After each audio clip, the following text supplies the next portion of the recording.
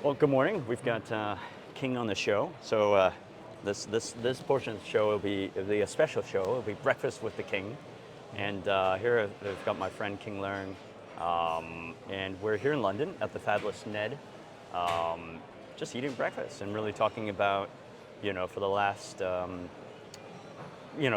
what happened in Hong Kong. You're the head of Fintech for InvestHK, and we'll cover. Basically, last week, the Web3 festival, that was massive. The trip here with IFGS, and what are you guys what is InvestHK trying to do here in London? And maybe we'll kind of go from there. So what are your impressions actually of last week, the massive Web3 festival? I mean, there were hundreds of events. Yep. Well, I guess to be honest, the first word that comes to mind is emotional. Why? Well, first of all, the whole digital assets sector has really been going through ups and downs in Hong Kong. Of course. Now, of course, I think for you and I have been in this space for some time. If we have this conversation a year ago or 2 years ago, I mean, the whole vibe and the whole outlook will be so much different, right? So seeing all this hard work that we put in to try to rally a lot of the leaders to get them more well informed about what the whole market is doing and the expectation of the industry guys. Thank you, sir. And what it means to Hong Kong. I'm good, thank you. Yeah, so I think the initial conversation engagements with the senior officials were something that we have participated quite a lot. Right. And the fact that the senior leaders took those advice and observations seriously and acted on it. Right. Now we're seeing the fruits of all these collective efforts. But it's amazing. We had 3 festivals, right? We had FOMO Asia. We had, what was in the middle? I always forget. The WOW. Summit. And they catered to different crowds, right? So it was FOMO Asia, I think, was more local. WOW was like international. And then we had like Art Basel, Rugby 7. Yep. And then now we had Web3, which is more kind of mainland. And it was all really well attended, every single one. Yes. And I think it's not just a combination, I think, of the leaders in terms of regulators, but I think it's also the people. Yes. It seems like the people also feel it, right? Yep. I agree. Now, I guess I wouldn't really take the credit, give the credit to any particular group of people. Right. It's really like a whole collection of people. Right? You can't also say that as well. No, seriously. I mean, of course, I think if the governments did something, there's no reaction and no support from the private sector, it wouldn't matter. Right. Now, so the one thing that really caught a lot of people by surprise is just how positive and the sentiment. I mean, of course, business is one thing. Sure. Right. But then I spoke with so many mainland Chinese OGs. Right. These are people who the made crypto it. right. Right. These are the leaders. They could have done their business anywhere in the world. Right. And somehow they decided to congregate in Hong Kong. Of course, I think besides the favorable policy, the more friendly government and regulators, there's also the emotional elements. Because in a way, of course, these guys, they were in Dubai, being welcomed with red carpet treatments. But then, do they really want to live in Dubai? Based on the feedback from most people I talked to, the answer is no. Right? Well, that's true. I mean, I think if you take a look, I think most people, there are people moving to Singapore, there are people moving to Dubai. I mean, Hong Kong offers, I mean, again, it goes back to like the fundamentals of Hong Kong. It's rather simple, but Hong Kong is just a good place to live. Yeah, exactly. Right? You've got cheap, you've got expensive, food, living options, you can hike, you have connectivity. And actually, I did tell people that connectivity, opening up was absolutely critical, because Hong Kong is a good place to live, but that connectivity is super important. If we can't fly, Hong Kong is all about convenience. If we can't fly to Taiwan or Tokyo at a drop of a hat, it's a very it's one of our advantages, and it's basically taking our advantage away, basically. Yep. Now, the other thing that I also got quite a lot of feedback from Yeah. all these OGs Yeah. is that now this is something that as a Hong Konger, Right. I kind of took for granted. Okay. And that is the vibe and the pace of a city. Because now obviously for some people, the faster pace of Hong Kong can sometimes be a bit stressful. Now, but I would say that for a lot of the more accomplished overachievers in the career, they kind of like it. They enjoy this kind of fast-paced environment. They can feel the energy, and they enjoy this kind of environment. And this is so consistent. Right. And of course, I think Singapore government have done a good job, right? The policies and They're here, by the way. user experience. They're here at the Yeah. conference. Yeah. Yep, I'm not surprised. They're everywhere. I mean, Yeah. but then I think there's so much the government can do. Right. But then, certain thing is a bit difficult to change, right? And that is the culture. Right. That's the DNA. Right. So again, I think for people with families, I can imagine they probably will enjoy living Right. in Singapore, right? Bigger space, a bit more relaxed, better for young kids.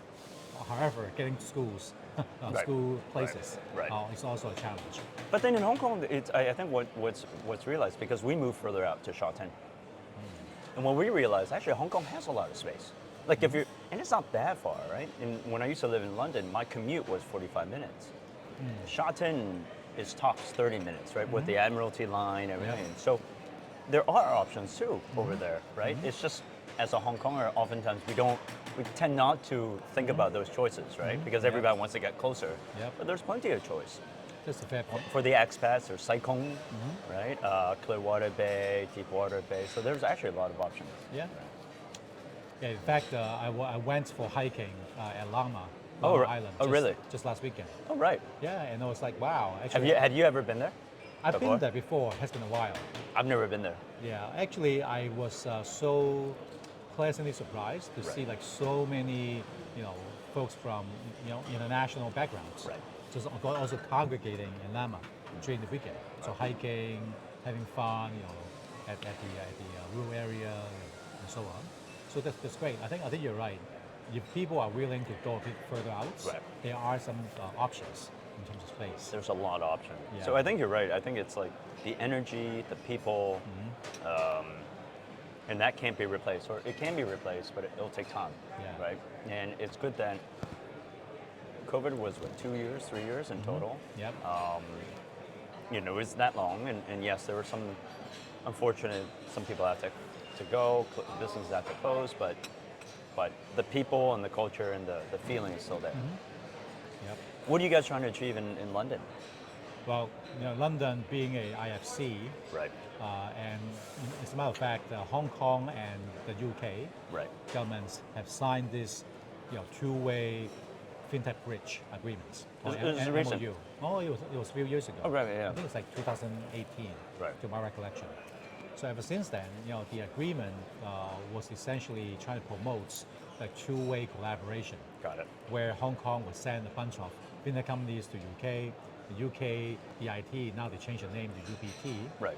would be basically scouting for companies Interesting. interested to expand to Asia, Right. and then basically send them our way so that we can take care of them. And who signed it? It was InvestHK and. No, it's not investment. I believe, but that was before me. I believe that was signed by FSBB, the Policy Bureau. So And then from this side, who was it? Who's the counterpart? I guess I don't want to misquote. I don't remember. Got it. But this is something that both governments actually place a high emphasis. Right. Because at the end of the day, when you look at fintech companies, Right. naturally the fintech companies will do well Right. at the international financial centers, simply because there are just so many Right. financial institutions. The regulators are more robust. So naturally, for Hong Kong and London, we work very closely. And then there's also the historical piece, Yep. in the sense that it's, there's shared culture right there as Yep. well. Yeah. So the rule of law, the systems. Oh, that looks lovely. Thank you. Enjoy. Yeah. Yep. Okay. Got it. Thank you. That looks really lovely. Yeah. So that's that. Now at the same time, for us, we also have a lot of respect for the UK regulator, the FCA. So we also we also work with the the local public sector representatives. We reach out to the private firms to get their views about how they see the regulators in terms of latest regulations. Oh, I see. So with the whole sort of Web3 developments, Right. so we would like to see, of course, I think Hong Kong, we got a good run the past few months. We definitely would not rest on our laurels. Right. So we'd like to really sort of learn about the thinking behind digital assets, Web3 regulations and policies from the various jurisdictions. So this is also one thing we'd like to learn from UK. Interesting. How is that being perceived from the outside? Yes. Well, and also Interesting. how the various jurisdictions like UK Also think about it. Yeah. Right. That's interesting. And then so the UK is one stop. Are there going to be other stops or other reaching out to other cities as well, like maybe New York? Not on this Dubai? trip. Yeah, no. Right. But then the past month and a half, 2 months, I've been traveling to the Tokyo. Bay Area, New York. Oh, you went to Bay Area as Yeah, well? Okay. and then I was in Toronto in Canada, Right. which is actually quite interesting. Right. I was in Tokyo, and soon I finished this London trip. Right. I'm also planning another, to basically bring a delegation to Hong Kong, a Fintech delegation, Right. to visit GBA, the Greater Bay Area in southern China. And there's another trip planned for Amsterdam to attend the Monday 2020. Okay, Europe. cool. Right. And then there will be other trips to Australia, New Zealand, Middle East, Singapore, Shanghai, Hangzhou, Beijing. That sounds like you're on a vacation. or you're at work, one or the other. All the exotic cities. No, it's actually a good time. Right. Well, after COVID for 2-3 years, Yeah, of it's course, now of the course. good time to really get with connection, right? with So the- out of everyone that you've met, right, all the different cities, so you said Toronto, New York, Bay Area, London now, Tokyo, there might be others. What would have, what's been the general reaction?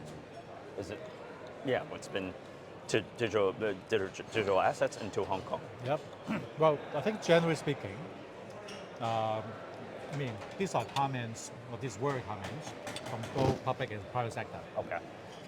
Many people, to be honest, have been very pleasantly surprised Okay. and also quite envious about the position that Hong Kong is in at the moment. Interesting. Because of Okay. that sort of friendly, bold, and supportive stance On digital behind- assets. On digital assets. Now, we constantly emphasize it's not just cryptocurrencies. It's a broader scope of digital assets. So all these traditional assets, right? The bonds, the real estate, even the exotic novelty assets like Scottish whiskey. Actually, I know someone that sells Scottish whiskey by the barrel as an investment in Hong Yep. Kong. But okay, so it's right. So they're pleasantly surprised because a traditional finance hub like Hong Kong, a reputable one, is willing to be the leader. Yes. And because we are, right? It's actually quite I'm surprised, right? Why would Hong Kong want to lead? But yes, okay. So I can kind of see it. People are pleasantly surprised that Hong Kong's willing to take a bold stance. Does Singapore come in mind?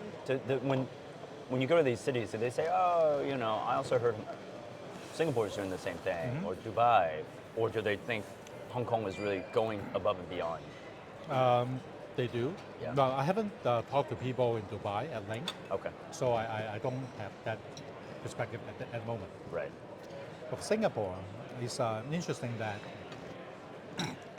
the leader of the sort of digital assets community in Right. Singapore Right. is actually the chairman of the Blockchain Association of Singapore.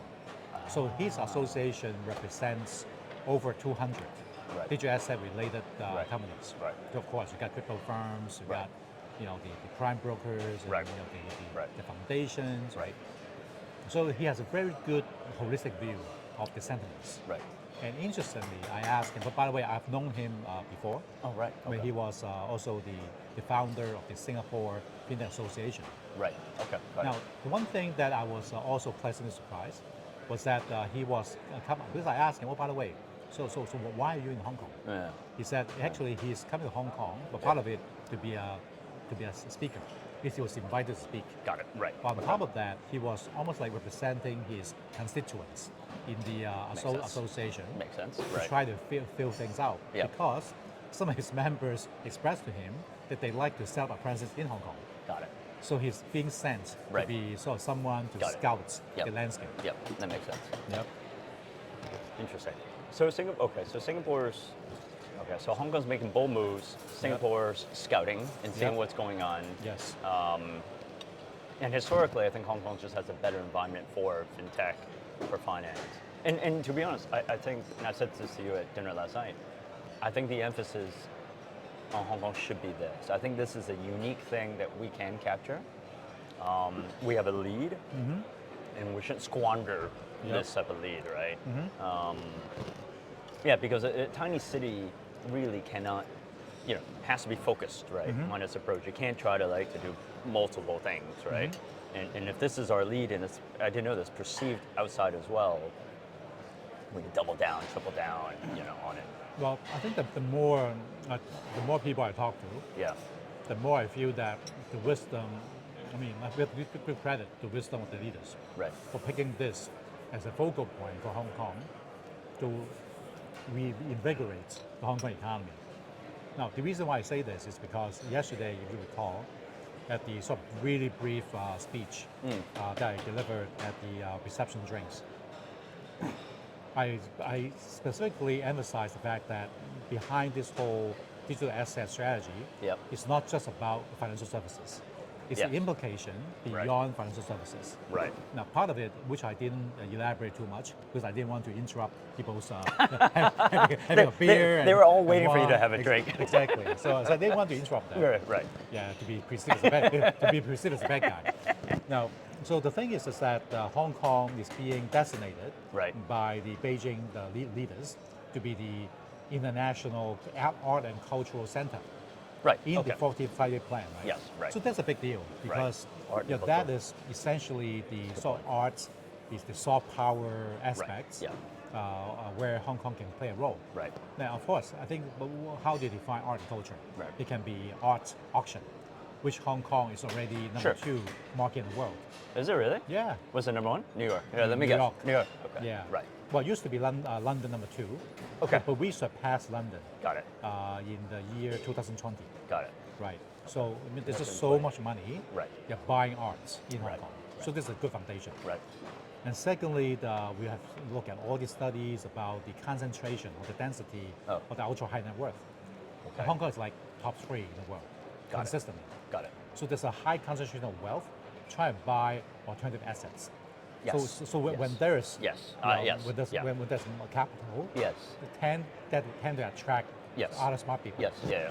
Now, and of course, I think with the whole policy to promote the West Kowloon as the art and cultural hub, that's already gaining a lot of traction too. Right. Right. We got these events, the Wealth for Good, Right. the Wealth for Good Hong Kong. Yes, yeah, so yeah, we I got saw all these that. family offices coming in. That's right. Yeah. So that's also part of the strategy about how we can marry the sort of finance side of Hong Kong with the artsy side of Hong Kong. Right. And also the implication of that is now, so thanks to Animal Gut Brands and Yas Siu and his team, they have paved the way to show, okay, for gaming, it's not just gaming, right? The gaming, let's say in a GameFi, Right. you can, of course, you can touch on financial services, Sure. Right. but with GameFi, I mean, Right. look at people in Philippines, right? Right, yeah. You have all these sort of unemployments, Right. but people can play Right. the games Right. to make a living. Yep. Yeah. Well, that's a good thing, right? Yep. So this is still the first, second inning Right. of these developments, and that can essentially extend Right. out to other sectors to create more jobs. Right. So that's a good thing. It can only be a good thing Right. down the road. So I'm just looking at the time. We Yep. still have time. I'm going to order another coffee. Okay. So I think I like your wording, which is basically it's alternative assets, Yes. and there's more and more. Hong Kong can be a hub, or it already is a hub for certain alternative assets, because I know the wine market is also one of the biggest. It's one of the largest, if not, I think the largest actually. So there's wine, there's art, and I guess digital assets is a form of alternative assets as well. So. Right. So Hong Kong is from a policy perspective, arts and cultural center. From a financial perspective, it's a alternative assets center, or can be, or that's our, I guess, nudge. We have an opportunity. Whether we can take it and grow it, that's a different issue. Right? Well, if I may just put this in context.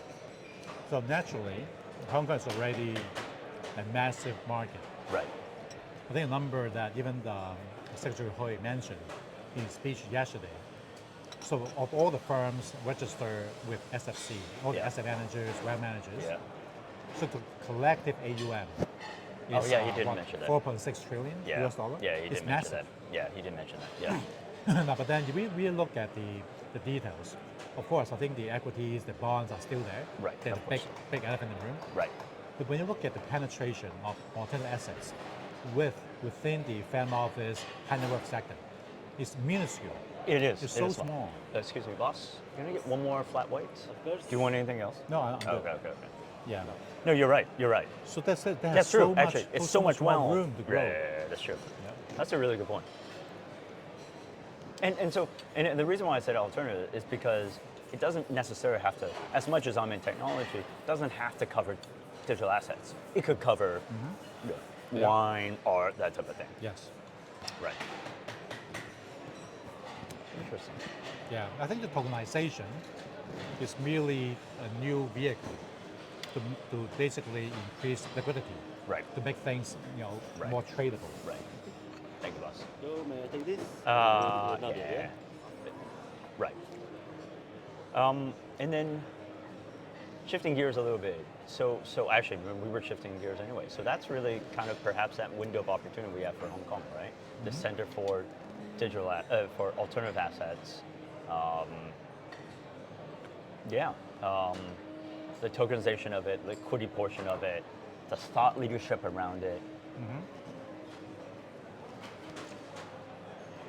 Interesting. You know, it's funny. My aunt was telling me when a lot of people, not to dwell in the past, but it's like when a lot of people were leaving Hong Kong, she's much older than I. And she said, I've been through Baodong, I've been through SARS, I've been through, and she said there were 7 or 8 distinctive events. And she said every single time Hong Kong comes back. She's like, don't worry. But it wasn't just a worry thing. I think worry was a one-to-one conversation. I think what she meant to say is Hong Kong always finds a way. The people find a way. And maybe it's the people or the new people that come, they'll find a way to make a living and to grow. And because the people are willing to do it, then Hong Kong will always survive. So maybe this is our opportunity. It's interesting. But I don't know. So what in your next trips, you're going to do, what are your next immediate trips? GBA. GBA. Yep. And then you're going to bring people from outside to the GBA. Yeah. Oh, that's, From Hong Kong, mostly. yeah, our tie to GBA actually is something that we haven't yet explored yet, right? It's not like, let's say for example, digital assets with the GBA. What's the linkage with the GBA actually, in terms of that? Well, of course, we have to tread very carefully. Obviously, it's very precious. It's very precious to get the endorsement from the Beijing leadership. Right. To let Hong Kong do digital assets and to be the sandbox, right, for China at large. Right. So of course we have to develop the market responsibly. Right. So therefore, the way that I can envision, definitely digital assets would be used in basically helping to promote the real economy, Okay. right? Got it. So as opposed to cryptocurrency, Yes, speculation, all that. So that's probably not as much of our focus.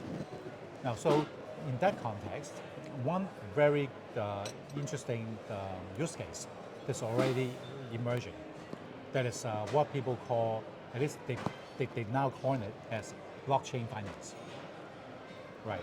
Or this is just another way of saying supply chain finance. Right. Now, Okay. of course, one of the companies that have been making some headlines on this topic is New World. Okay, Now, so under Adrian, again, he's a visionary, very bold, willing to try new things. So good for him, good for Hong Kong.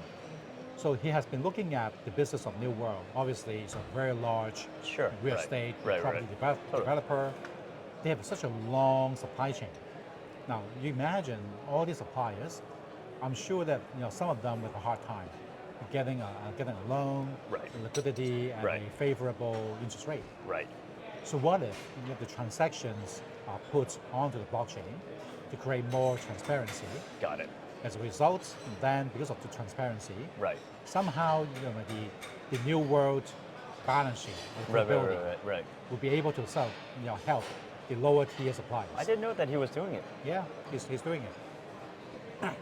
So he has two companies that are taking charge. Okay. So one is Eureka Nova, in which the general manager, Ben Wong. No, but I know the old. He's a chairman. Anyway, yes. Eureka, no, they did a couple accelerators. They're Yep. like a kind of not non-profit, but they like to do a lot of. Yeah, they do innovation. Yeah. Right. Right. So Ben, he's Tim, I know Tim. okay. A long time ago. Yeah. Right. Um, So anyway, so Ben is responsible for driving this. And another organization also owned by Adrian. Yeah. It's called ARTA, A-R-T-A. don't know Arta. Right. So they're also doing something along those lines. Interesting. Right. Okay. So again, I hope that they are successful. Right. Because this is going to open up a Right. whole new set of. Oh, got it. So with the GBA at the time might not necessarily be like, the crypto side. It might, maybe it's not even tokenization of like the asset, like real world assets, but it's the process, it's the transparency. Yep. Right. In a way, I think they're trying to. I don't know whether they would tokenize, but Right. definitely the receivables. Right. What they made, tokenize receivables. Sure. To make it more Sure. liquid. Right, sure. Okay. And maybe there's a process. Maybe right now it's transparency. That's the first step. Then they bring in other things like tokenization, and then in the very exchange. Okay. Right. So basically, we're still early. We're still so early. Yep. Yeah. I think it got about 5 minutes. Okay. That's good to hear. And so for everyone kind of listening, because we do have to wrap up now that you have to make your new kind of new. For everyone that's listening, like, how what can entrepreneurs do, right? What can entrepreneurs do to play a part in this kind of rebuilding of Hong Kong? Like, what can people do? Well, they just come to Hong Kong, and obviously, Invest Hong Kong. Yes, We this are- is where we are, InvestHK we are very friendly, and we love to connect people to the right resources, the right partners to get things started. Yeah. Now, the way that we really look at it, and by now we kind of have this thing sunk in, and that is why Web3 and why digital assets. Now, so I think the more I work on this, I think the more it makes sense. Now, naturally, Hong Kong is not, well, again, it's a city, right? 7 million people. Right. So anything that require like a local population, we Yes. are automatically too small. Yes, right? of course. So okay, it's almost like going through the process of elimination. Okay, so local B2C, not a good idea. Yeah. Okay. Yep. Now the strength of Hong Kong has always been the sort of the connector, right, or the service provider to the world. Right. And also we are not known for high capex kind of business. Yes. Right. So we are almost like always asset light, often operating model. Now at the same time, now that we got animal brands and the RC side of developments, then we are able to really cross over like finance with the content, right? The content side, bring together. Now, if we sort of put all this together, that can really show us the future, in which Hong Kong is now being the hub of Web3 globally, in which a lot of projects, they can land in Hong Kong, but they're using Hong Kong as a base to do like fundraising, connecting content with like Japan. Right. So we still play a connector role. Yeah. Now, but then there's no boundary, Right. right? From a market standpoint, there's no geographic boundary. Right. They can serve the world Yeah. in the Web3 era. Right. So this really plays perfectly Right. to the strengths of Hong Kong. So asset light, connecting across Asia, across the world as well. Yeah, and then InvestHK, the mandate is to bring these businesses, foreign business, into Hong Kong. Yep. So in the notes on the video, maybe I'll give a contact over an email so people can email you and your team. Yep. And then yeah, we welcome more and more business. From a personal perspective, I like to see more energy in Hong Kong because that's always been what Hong Kong's about: new ideas, new energy, and that's what will keep Hong Kong growing. Cool. Yep. Thank you very much. Yeah. Thanks for breakfast. Yeah. Cheers. Thanks for the invitation.